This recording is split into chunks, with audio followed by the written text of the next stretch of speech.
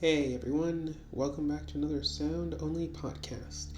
And we are going right back into the 10 myths that are associated with the transgender community as reported in the Vox article. I've been using this pretty much this whole time.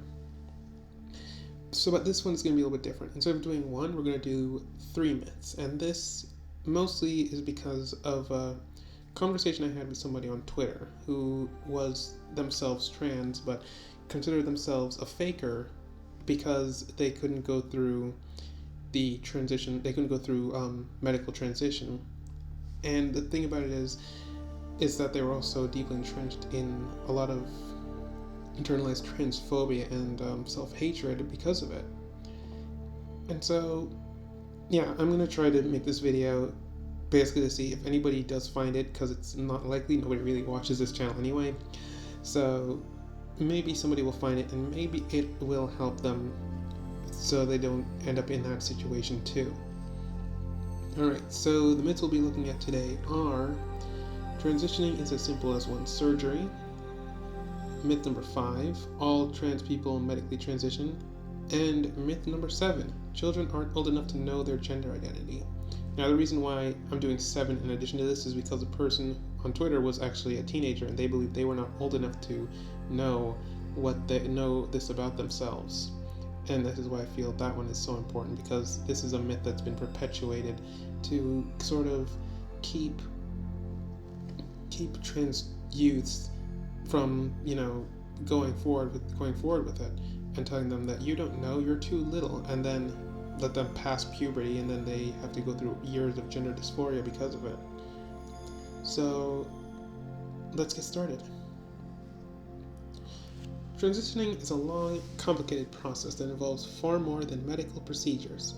Trans people also have to go through personal, legal, and social changes, and some may go through some of these changes but forgo medical procedures entirely. Trans people individually decide how they'll express their gender identity in different public and private settings.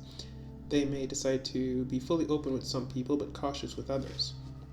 Some trans people will also undertake legal changes, such as changing a name or switching a gender marker on their driver's license, and those who are willing and can afford it will go through medical procedures, or only some of the medical options. Now, the thing about it is, like I was saying before, the person I was talking to believed that in order to be considered transgender, you have to go through the surgery and medically transition and go on hormones and stuff like that. That is absolutely not true. Being trans is not the surgery or the procedures or any of that. If you are trans, you are trans. The only thing that qualifies you for being trans is that if your gender identity does not match the gender you were assigned at birth, and that's it. You don't need to have a surgery. You don't need to present if you don't want to. You don't need to do anything you don't want to do. You can do as little as you want or as much as you want. You don't need to do anything you don't want to. You don't have to. There's no set thing you have to do to be considered trans, because it's not some. As much as the gatekeepers like to do, and they usually get the non-binary community and non-passing trans persons a lot, is that you have to do all these things to be considered one of them, when it's absolutely not true. And I'm not even sure why this exists, but the problem could just stem from internalized transphobia, where they believe that, because there's a lot of, if you ever go on YouTube and look up like trans cringe or non-binary cringe, and you see these people and they look, and they look really strange and act strange, at least within the context of the way the video is made to make them look, then you're like, oh, I don't want to be like them because people will make fun of me. I want to be like these people, so you try to go over there. But then when you see people who look like the ones that are portrayed negatively, you say, no, see, you're the ones dragging us down, and you shouldn't be like that. You have to be more like us. And that's what it is. And I got a little off topic there, but that is the whole notion of internalized transphobia, and that is why And that's why they often try to gatekeep and say, oh, you have to do all this to be considered one of us, when it's absolutely not true. Never listen to anybody who tells you you have to do something to be considered really trans. It's like when people try to say, oh, you have to be like us to be really Hispanic or really black or really white. It's not true. This gatekeeping bullshit shouldn't even exist for these categories in the first place. Courtney Ziegler, a trans man in Oakland, California, describes his transition as a journey. I use the word journey because it contrasts from a definitive timestamp, he said. It's not that simple for a lot of people. And it's true, because some people can't afford medical procedures. I know on a video I did, articles written by somebody who couldn't medically transition because they had a condition that caused their blood to clot, and estrogen can really mess with that and can lead to medical crisis if you were to medically transition. And some people can't afford the surgery. Some people can't change their gender markers or change their names without going through a whole lot of procedures and stuff. Like it said, some people will go through only the medical transition, and some people will only go through social or anything, or just not do anything. It's not the way. You don't have to, like I said, you don't have to do it the same way. That's all. I can't stress that enough. You don't have to do it the same way to be considered anything. The gatekeepers. Depending on geography, the legal transition can be particularly tricky for some trans people. States have all sorts of requirements and rules for allowing people to, for example, change the gender marker on their birth certificate and driver's license. Some require a court order verification from a medical professional or certain surgeries, while others don't allow change at all on some documents. For a breakdown of states' laws for identification documents, check out the database National Center for Transgender Equality and Lambda Legal. And if you are in the US, and you are transitioning and you want to look into these things, please go check these places out. If you live in South Florida, please check out the organization known as Trans Social. I used to intern with them, and they do a lot of the legal work to help people with these documentations and everything. They also help find transforming doctors and other things like that. So yeah, please check them out. They're great. But something else I'm going to talk about this paragraph is the fact that states do, or some states require surgery, and I'm like, why is it your business to know that part of somebody, that person will change their name or their gender markers? Like, what do you think somebody's going to do with this information, with this change? They don't have a criminal record or anything. What do you think they're going to do? What do you think they're going to do with their change of name exactly? The legal difficulties are just one of many examples that demonstrate trans people can't just go through a simple medical procedure to reach the status they want in society. For some people, going through the social, legal, and medical hurdles is a year-long process. The local, state, and federal laws can make it difficult for trans people to fully complete their journeys. It's really contrasts with people on Twitter who often say, oh, trans people got it made. I'm like, yeah, sure. We certainly got it made. We got to go through all these hurdles to change our names, and we still can be fired from our jobs and, thrown out of our homes because of being trans. But no, it's cisgendered heterosexuals who are the ones who are really oppressed because, you don't get thrown out of your house for being cisgendered or heterosexual. But yeah, even if you get the surgery, even if you get the surgery, that even isn't enough for people to see you as the gender that you identify as, because it's one of the major annoyances with my life is the fact that I don't have the ability to change my name or my ID on anything as of yet. And this is part of the reason why I get misgendered so much in my life. I feel like that's the only reason, because usually before anybody sees my IDs or my cards that I have with my name on it, they always address me properly, they always gender me correctly, which surprises me for some reason. And it isn't until they see that they change it and try to use gender neutral or they end up using my name instead of the gender, which is not something I want to do because that's not the name I want to use. But yeah, it's not that simple as just going through one surgery. There's so much more you have to do. Alright, moving on to the next myth, and that is that all trans people medically transition. Alright, so about this one, it's like with the last one I just was looking at, that not everybody transitions the same way. And I mean, this is something I'm doing, but this is not something everybody does. Not everybody does this, and not everybody has to do it. It's not, I mean, again, the gatekeepers, because they are part of the problem. They're part of the problem that basically leads to more transphobia. They're willing to throw others under the bus so that they can be seen as quote unquote one of the good ones, and as a result, they end up dividing this community against itself, which is exactly what the mother want. Alright, so here's the article. Not everybody who is transgender prioritizes or desires procedures such as hormone therapy and gender-affirming surgeries required for a full medical transition. Some undergo medical transition for cosmetic, psychological, or health reasons. Many won't because they can't afford it, face some other obstacle, or simply don't want to. Now,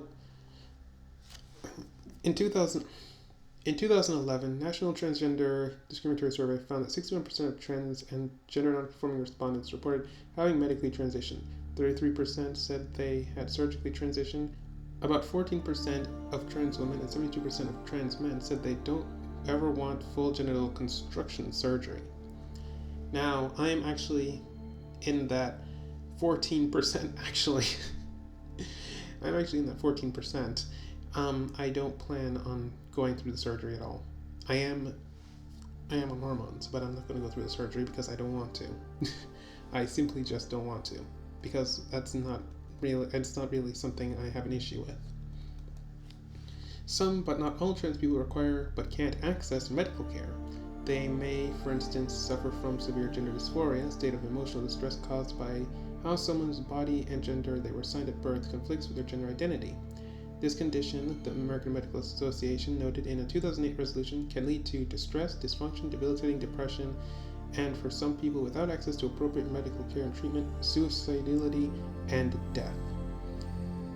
And I can attest to that is absolutely, completely accurate, because that is exactly what I went through, and I will discuss this on a vlog eventually. But the AMA and the American Psychiatric Association say it can be treated by letting someone transition without significant barriers and social stigma, which of course the government tries to block, and the state governments try to block in some places, because because they suck, and their reasoning for it doesn't make any sense.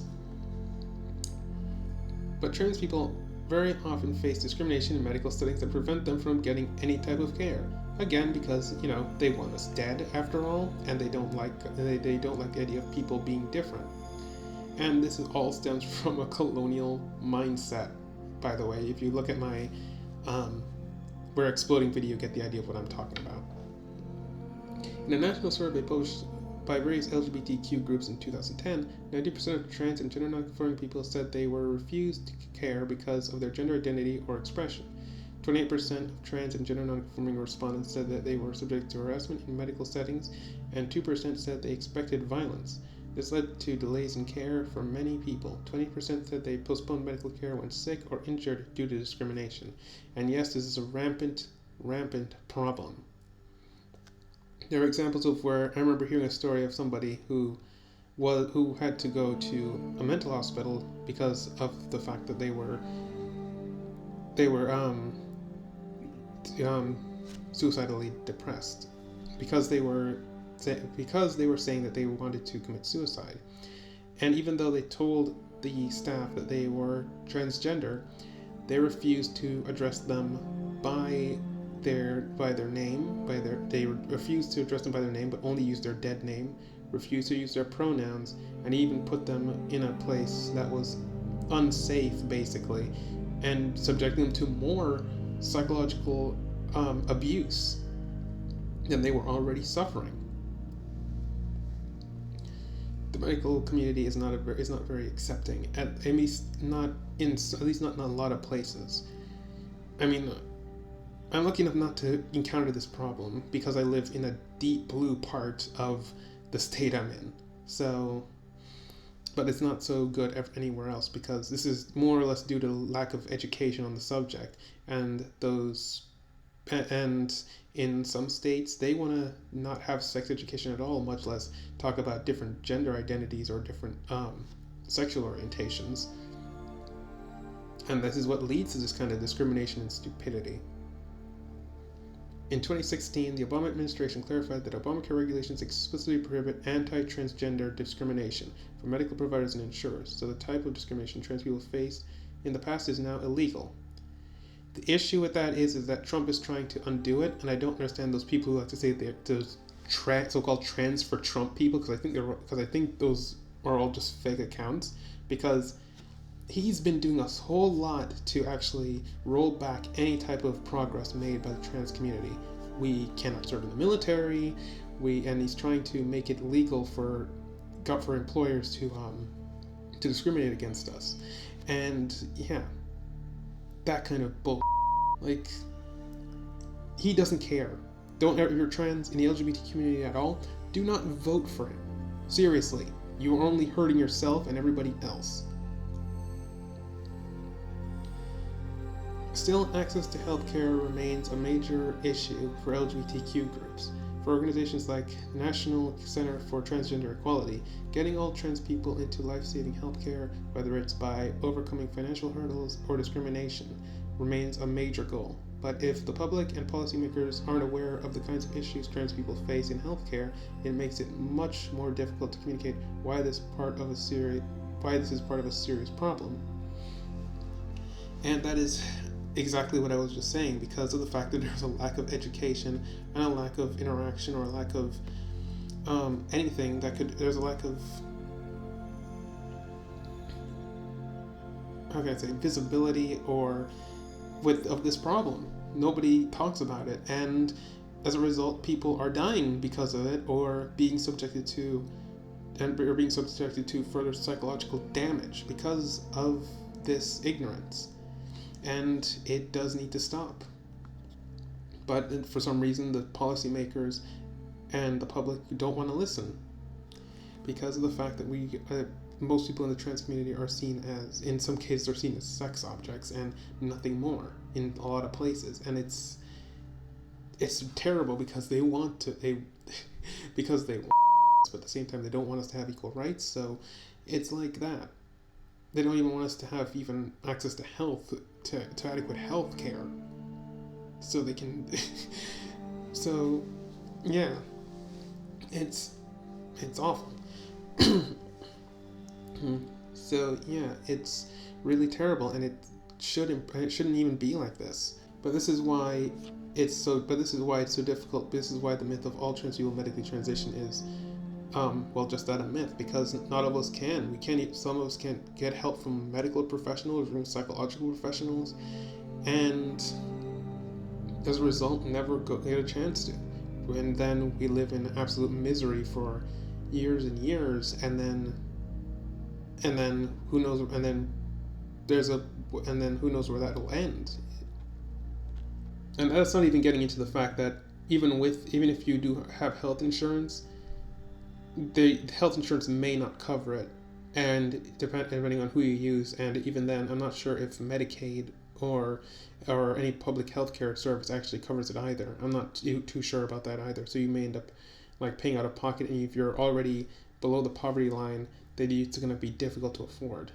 I mean, it's not expensive, but if it gets to the point, it could. But if you're below the poverty line, it could get to the point, and you live in like a place where it's really expensive to live. They can get to the point that you would end up having to choose food over your mental health. And that's not something that should happen in a society such as ours. Alright, so we're going to move on to the final myth of this video. Well, okay, podcast actually. And that is children aren't old enough to know their gender identity. And I know this one is personally fake because I actually did know when I was a kid. And I'm going to get into that in a second. Some children generally identify with a gender different from the one assigned to them at birth, at a very early age. And some others won't conform to gender norms, but won't necessarily grow up to identify as transgender. A study from the Trans Youth Project found that trans children as young as 5 years old respond to psychological gender association tests, which evaluate how people view themselves within gender roles as quickly and constantly as those who don't identify as trans. Now, I knew when I was 6, by the way, and I did tell my parents, and they said that that's not how it is. You can't be that. You're a boy, you have to do it this way. And yeah. Then I told them again when I was 8. And then I told them again when I was 10. And then I just stopped telling them. And then I lived in complete, utter misery for the next 10 years or so before I decided to do something about it myself. I mean, they even said they wanted to take me to a camp at one point, if I remember correctly. And I'm glad that, and well, they can't do it now. And that, I mean, just the threat of that. And it's like when people like to go into that myth that say that parents coach their kids into being trans and then trick them into thinking that way. And yeah, I am, and my parents were against it. Technically, they're still, I mean, yeah, I was going to say technically they still are, but not really. They're not anymore. They actually accept it now because they had time to sort of digest it, I guess. All right. Continuing. I always knew, Jordan Geeds said. I'm not sure if I'm pronouncing your name right, and I apologize. A trans man in Columbia, Maryland said, but I grew up and had the whole world telling me I'm wrong. At that point, as a child in the 90s, there was no visibility whatsoever about trans issues. My parents just assumed I'm a very butch lesbian. Yeah, and this is something I did bring up in an Instagram post I made a while ago, that growing up I had no role models and didn't understand anything about trans issues, or even that there was such a thing. And this made me feel completely alone for a long time. And it was just, and the fact that this was a thing and my parents didn't tell me about it and then hid it from me, and then, or just said, no, you're not that, but not tell me what that was, it just didn't help at all. For medical professionals who consult with parents on gender, the goal is to gauge whether a child's behavior indicates gender dysphoria, gender nonconformity, or early experimentation. Diane Ehrenschaft, Director of Mental Health for UCSF Benioff Children's Hospital Child and Adolescent Gender Center, said parents and doctors should watch for consistency, persistence, insistence, and history of gender nonconformity, which can be evaluated early on to tell if a child is trans. But above all, she said, parents should foster a supportive environment and let kids drive the process of establishing their own identity, which is exactly what my parents didn't do and what a lot of parents don't do. And this, and the thing about it is, this tortures your kids, by the way, and in my eyes, it does constitute abuse. Because of all the stuff I went through, all the negative emotions, all the self-defeating, all the deprecation, all that I went through for years was all because of my parents not supporting me. The only reason I'm doing better now is because I took control of it and went through it on my own. We can't say with 100% accuracy, but we can get a good picture very early on, she said. In my training as a developmental psychologist, the very theory that is that by age 6 you should know your gender or there is something wrong with you. Now, I'm going to go back to talk about the Twitter thing that happened yesterday, because this kid I was talking to, I'm not sure if I mentioned it, I'm not sure if I mentioned it, I probably did or didn't, but whatever, was a teenager. And they said that they don't know, they thought they were too young to know what their gender was, and it doesn't make sense to think that way, because of the fact that by age 6, if you do know what your gender is, then somebody who it's like somebody who's cisgender would say, "Oh, I know what my gender is," and then they just accept it as is. But then if somebody's trans and they say my gender doesn't match the one I was assigned at birth, they like, "Oh, well, how do you know? You're too young." But you don't say it about cisgender children. You don't ask them, "Well, how do you know?" I mean, it's the type of thing that makes it's the type of like manipulation and brainwashing that you try to push on kids because you can't accept them being different. And yeah, I don't like. And yeah, again, to me, it constitutes abuse. She added, when kids whose gender matches their sex on their birth certificate says, "I know my gender," nobody questions that. They say, "Oh, of course you should." But if a kid says, "I know my gender, it's not the sex on my birth certificate," people ask, "Oh, how could you possibly know that? How can we have both at the same time?" And that's my point. That's the point I just made, is that nobody questions it if the person is cisgendered and says that, but if the person is trans and says that, they assume that that's something they shouldn't know at that age, which is what that kid on Twitter was going through, because this is apparently something somebody told him, or, I mean, I said him. I apologize if you're watching this video, because I did accidentally, oh man, I'm not sure if I did this the whole time, because I was thinking of the way their Twitter profile does say that they had he, him pronouns, but they did say that they identify as female, so I apologize if I have been misgendering you this whole time. She has said that she was too young to know this, and I sent them this article to explain that they were not too young to know this, and yeah, but it's the type of thing that's used only on trans people, but never on cisgender people. Like asking, are you sure? But then it only comes our direction. It's never the other way.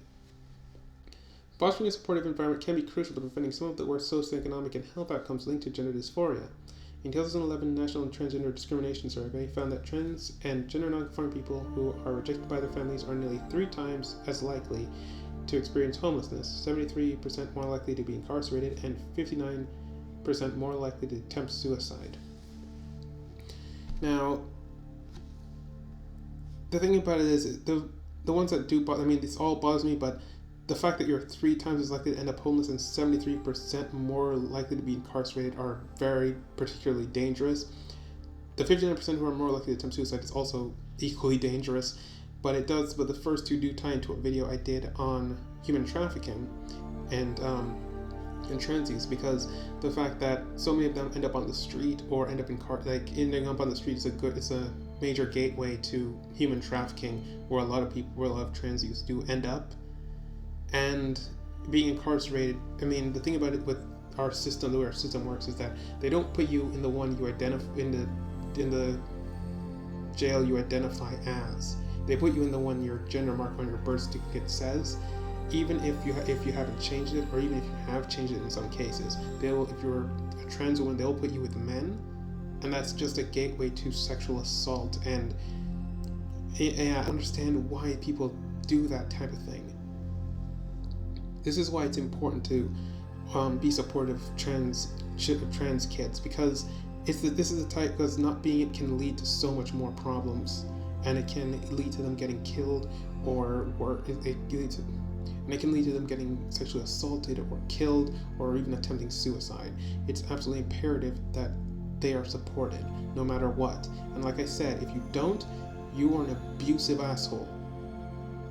And I can't wait for the day, if it ever comes, that anybody who does this to their kids can be thrown in jail, or have their kids taken to somewhere more safe, or have their kids taken away somewhere safer than being with you.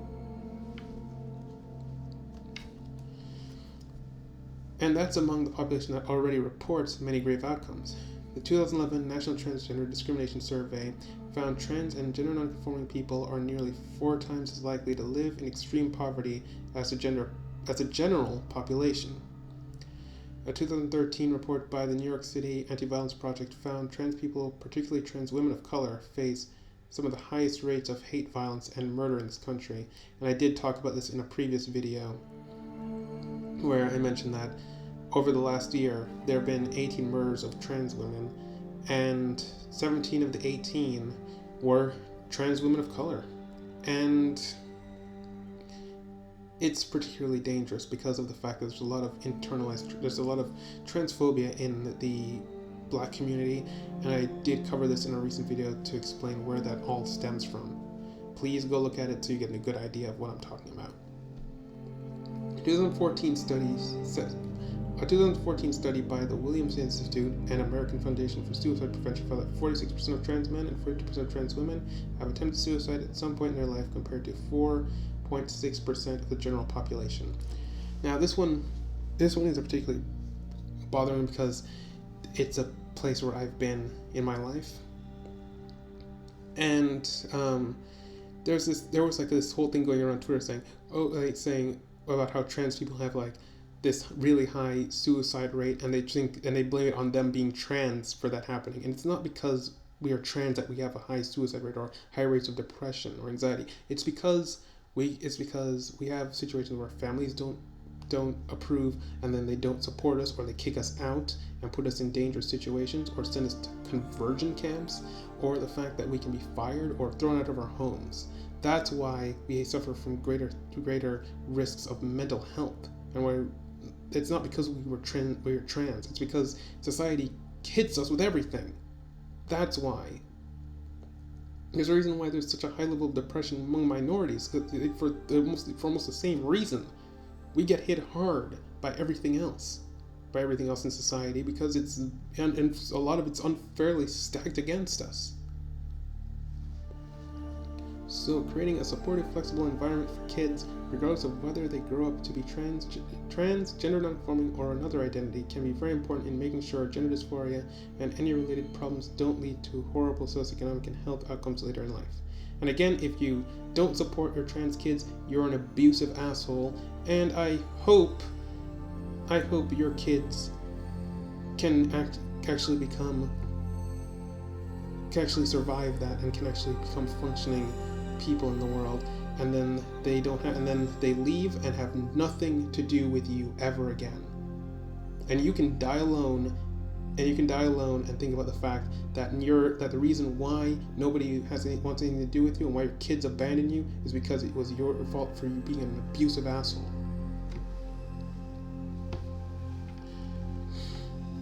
Alright, so those are the 3 myths I wanted to cover for this video, and it was all related to something that happened where I was talking to somebody on Twitter because of the fact they fell in line with a lot of these myths.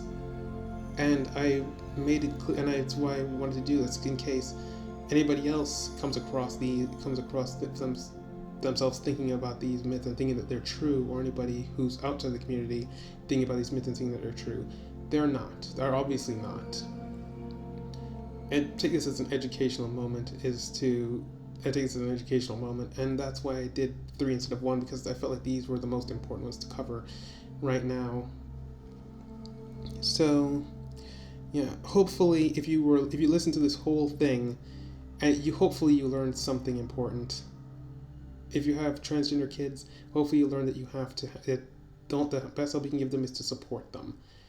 And hopefully now you understand, and if you are trans, hopefully you learned not to listen to the gatekeepers regarding what being trans is.